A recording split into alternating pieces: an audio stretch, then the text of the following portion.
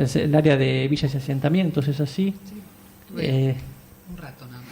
Bueno, y posgrado en gestión del territorio, urbano, infraestructura y ambiente de la Universidad Oberta, que entiendo que es abierta, de Cataluña, España, que bueno, nos va un poco a comentar sobre este proceso estratégico, es decir, pensar de qué manera la resistencia, la lucha y la reapropiación del espacio urbano son posibles como alternativa a este mecanismo, a este proceso neoliberal de la gentrificación de los barrios.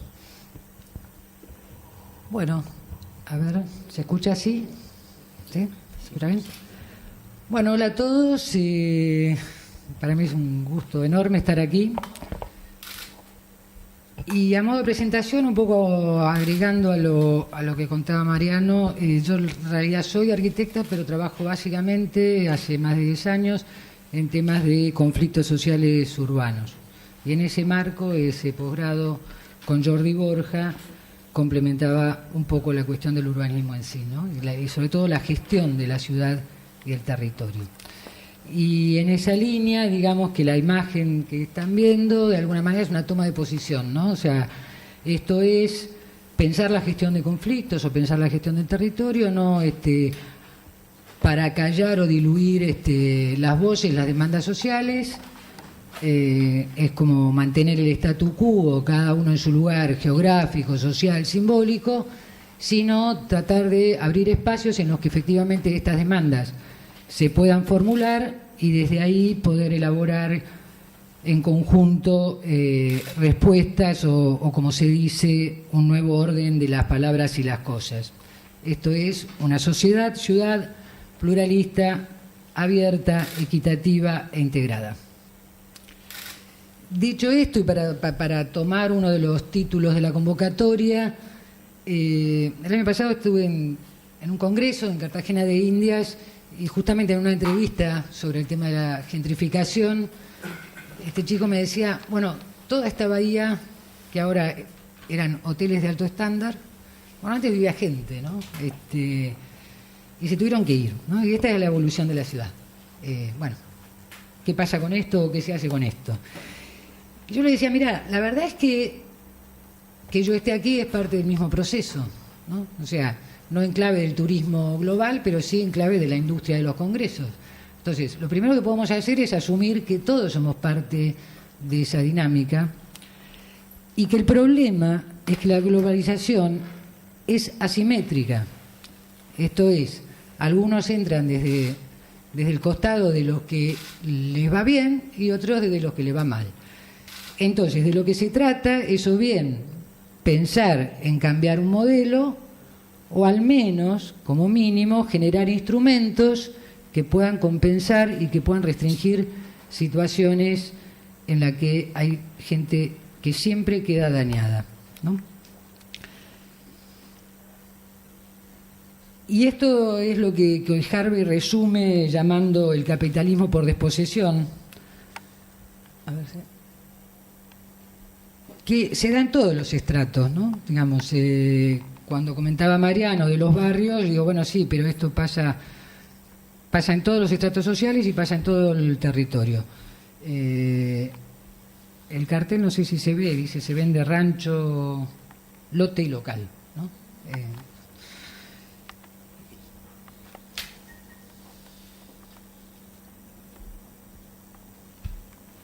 Luego, digamos, dentro de esto que llamamos gentrificación, si bien eso se utilizó históricamente para temas de ciudades consolidadas o centros históricos, etcétera, esto se empieza a ampliar a toda la generación de ciudades. Y el otro día hablando con Alejandro y Patricia en la radio, me acordaba de una cosa que había dicho Borja, que él decía, Harvey tenía razón. Harvey es un geógrafo, urbanista. Harvey tenía razón. Las ciudades, así como las estamos pensando, en la medida que mejora la ciudad, a su vez expulsa gente, ¿no? O sea, las clases medias o los pobres se tienen que ir de la ciudad. Y ese proceso, la verdad, que se viene dando antes de que exista el concepto de gentrificación. Lo que históricamente era el proceso de el centro a la periferia y en la misma línea, a cuanta más distancia del centro, menos recursos urbanos.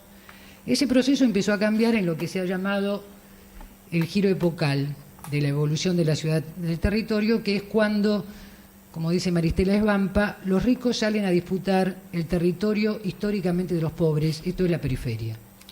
Y lo que se está armando es lo que hoy se llama una ciudad archipiélago. Esto es una ciudad con enclaves de ricos y enclaves de pobres. En la provincia lo vemos muy nítidamente por toda digamos, la intensidad, por lo menos, que por los country existen hace mucho, pero bueno, en los 90 hay una explosión de estos enclaves amurallados que también producen procesos de gentrificación, y luego ese mismo proceso se empieza a dar en el interior de la ciudad, ¿no? Y empezó con las torres country, siguió con fragmentos urbanos como Puerto Madero, otros no tan planificados como puede ser los Palermos, ¿no? Y también produce procesos de gentrificación, no solo de los que viven, en todo caso el que tenía una propiedad, por lo menos se le revaluó la propiedad, pero el inquilino ya no puede pagar el alquiler. Y después hay un montón de otros actores de la ciudad que la gente tal vez no los toma tan en cuenta, pero que efectivamente los Palermos se organizaron sobre la base de expulsar primero a las trabajadoras sexuales, después a los pobres de la bodega Giol, después a los pobres del inquilinato, después, ¿no? O sea, y lo fueron como limpiando, digamos, ¿no? Para el criterio del proceso del capitalismo. Y esto es una dinámica, yo diría, casi implacable, ¿no? Y lo que se ha dado, digamos, es una profundización de la exclusión social y espacial, o por lo menos la fragmentación ya casi absoluta. En contextos como los de la área metropolitana de Buenos Aires, donde la desigualdad es intensa y persistente, hemos perdido aquello que al menos no sé si era cierto, pero por lo menos no lo podíamos creer, que era que éramos una sociedad de una clase media muy extensa y que aquel que no estaba todavía en la clase media iba a poder acceder, ¿no? Por lo menos en el imaginario eso estaba. Y esto me parece que es lo que se interrumpe. Cuando yo era chiquita las villas se llamaban villas de emergencia. Hace mucho que perdimos el término emergencia, ¿no? La villa de emergencia era un lugar de paso, un lugar de llegada a la ciudad hasta poder organizar algo que fuera poder acceder a un hábitat digno. Después, hoy ya quedaron simplemente como las villas y celebramos algo que uno debería discutirlo un poco más, que es qué quiere decir urbanizar las villas, ¿no? Otra cuestión que abandonamos es alguna idea de que el déficit habitacional era un desafío posible, o al menos me acuerdo por décadas que se planteaba el déficit, hipotéticos planes de vivienda que iban a ir achicando el déficit para que en algún momento pudiéramos todos tener una vivienda digna. Cuando fue los episodios del Indoamericano, yo escuché a la vicejefa de gobierno que daba un número de viviendas que hacían por año, que haciendo una cuenta rápida daba unos 100 años para compensar el déficit. O sea, evidentemente la idea del déficit ya no es un problema, lo hemos abandonado y así seguimos. Ahora, ese proceso también se empieza a dar, el proceso de gentrificación, en las propias villas, ¿no? Ya las villas tampoco son un crecimiento de la ciudad informal que no es ni espontáneo ni es anárquico como pensábamos que funcionaba. Está muy regulado, está muy supervisado y hay un mercado informal de alquileres que somete a gente que llega a la villa a una situación que en algún momento se va a quedar afuera. Si la villa pone en luz, aumenta el alquiler. Si llegan a poner cloaca, más. Y así sucesivamente. Entonces, definitivamente lo que tenemos es una expulsión de las villas permanente. Y entonces, si la villa de miseria era el lugar a donde llegaban los que quedaban fuera del sistema y tal vez se podían recomponer hasta volver a integrarse, hoy ya tenemos una especie de segunda generación de expulsión, que es la expulsión desde adentro de la villa. Y eso fue el Indoamericano, ¿no? Alguien lo llamó la revolución de los inquilinos. Y efectivamente, o bien porque sube el alquiler, o bien porque hay alguna expectativa de titularización de tierras, que lo que sucede efectivamente es que el rentista lo saca fuera al inquilino para que no quede inscripto en esa fórmula maldita que se llama censo, y me parece que es la fórmula maldita del olvido, ¿no? Porque el censo es como una... Había un actor social en Jujuy que una vez nos decía, ¿cuántas veces van a pesar al chico? ¿No? Porque cortamos la ruta, se establece una negociación, viene la trabajadora social, el equipo médico, todo, pesan al chico. Ahora, las soluciones no llegan nunca. Entonces, esa imagen de cuántas veces vamos a pesar al chico, yo pregunto cuántas veces vamos a hacer el censo, ¿no? Siempre se hace un nuevo censo, hay más gente en las villas de Buenos Aires, que es lo que más conozco. Entonces digo esto, ¿no? Es como un cierre de algo que tiene que ser la apertura, o sea, tiene que ser el inicio del censo, para pensar una política pública alrededor de esa situación. Sin embargo, es lo que cierra la protesta, ¿no? Y esto entonces requiere de pensar en términos bastante más generales, y podemos ver varias imágenes. Esto es un monumento a la memoria de Medellín. Y encontramos un montón de síntomas de lo que está pasando en la ciudad. Digo, la exclusión, el desamparo, los que nos faltan, las muertes. Esto es un cuadro de Botero y es muy interesante porque creo que en la historia de la pintura es la primera vez que aparece la situación de una matanza donde no está el ejecutor, ¿no? Y es un cambio de época. Es decir, la violencia en Colombia puede venir de cualquier lado. Puede venir desde el propio ejército regular, desde los vecinos autoconvocados con armas poderosas, bandas criminales, narcotráfico, o sea, puede venir de cualquier lado. Me parece que es un cambio de época que por supuesto que hoy no es nuestra situación, pero sirve mirarlo como decir, bueno, Colombia está haciendo un esfuerzo grande por salir, y me parece que es un buen ejemplo de muchas de las cosas que hicieron. El rechazo, eso es las fronteras europeas, el contraste social, ¿no? Digo, el contraste social espacial, digo, donde esto es la ciudad archipiélago, ¿no? Digo,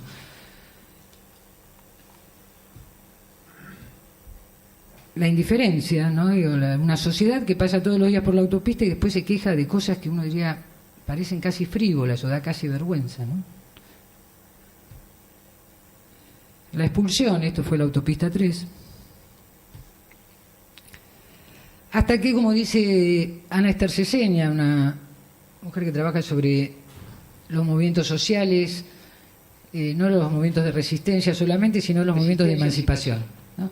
Dice, bueno, hasta que llega el momento del ya basta, ¿no? Y una sociedad que estalla. Esto es Brasil, y uno diría, la verdad que uno lamenta que haya pasado lo que pasó en el Mundial.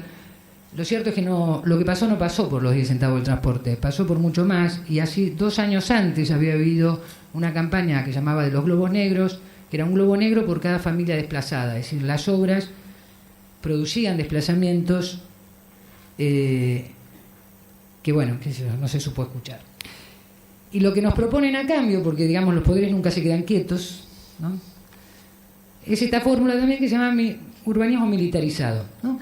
Puse una foto de otro contexto para que no nos sintamos mal, pero que hemos naturalizado, ¿no? Digo, a mí cuando me dicen que la villa es la única manera, o sea, que la villa es tan bárbaro porque está la gendarmería, digo, puede ser una solución momentánea, puede ser una situación de coyuntura. Ahora, si pensamos que los pobres tienen que vivir con el ejército encima, la verdad es, digo, no sé qué sociedad estamos pensando. O otros dispositivos de control social para las clases medias que también celebramos, digo, la gente pide más rejas, más policía, más seguridad, y mi pregunta fundamental es ¿qué ciudadano estamos formando en un niñito que justamente el espacio público era el espacio de la socialización? Si lo ponemos acá adentro, digo, ¿qué idea de ciudad tiene? ¿Qué idea de ciudadanía tiene? ¿No? Y me parece que eso tiene efectos. Esto es una plaza de una villa, se llama patio de juegos inclusivos, le llaman. También, ¿no? Digo, es un poco cruel, ¿no? Digo, está bajo una autopista, está todo en sombra, pero además está todo enrejado.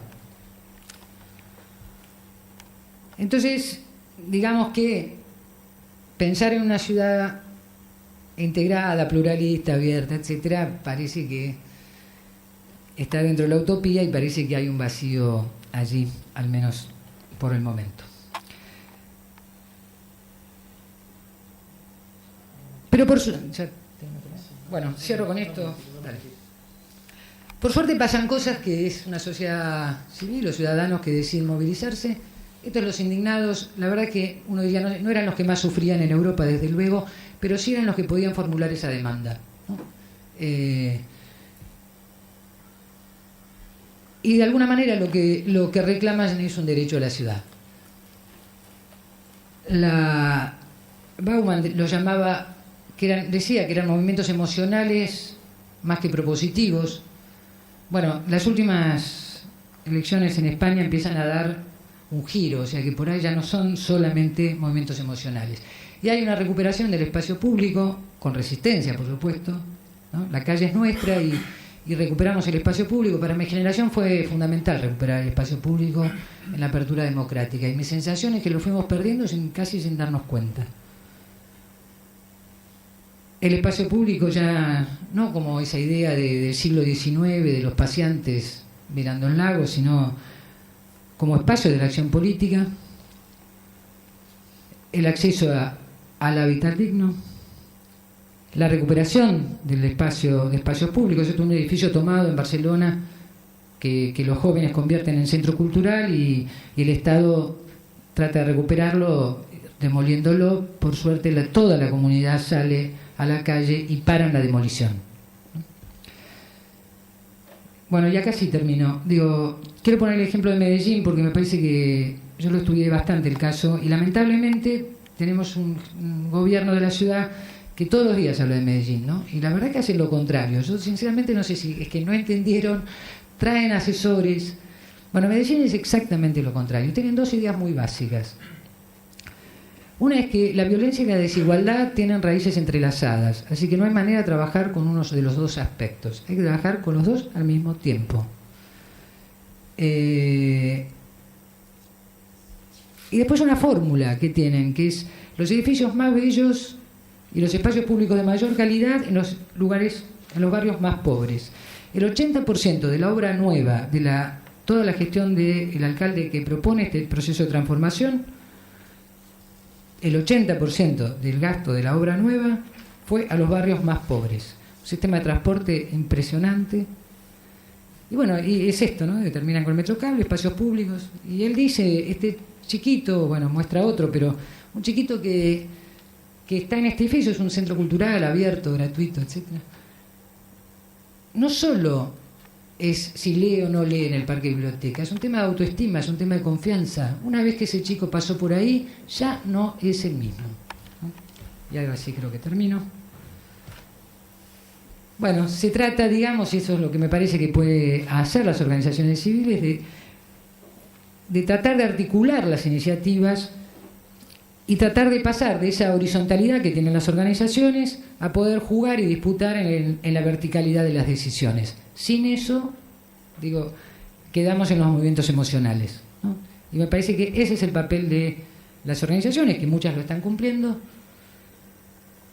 Bueno, poder jugar en todos los niveles, ¿no? Hay una dinámica vertical, una dinámica horizontal, y eso tenemos que armar espacios amplios, intersectoriales, interinstitucionales, multiactorales, que puedan jugar en esa dinámica con una participación efectiva. Bueno, esta no soy yo, por ahora, pero nos lo mandó una amiga española después de las elecciones de este fin de semana y me pareció que es un buen cierre. Es decir, bueno, lo que no podemos perder es ese sueño de la utopía y de poder pensar en una ciudad pluralista, equitativa, integrada.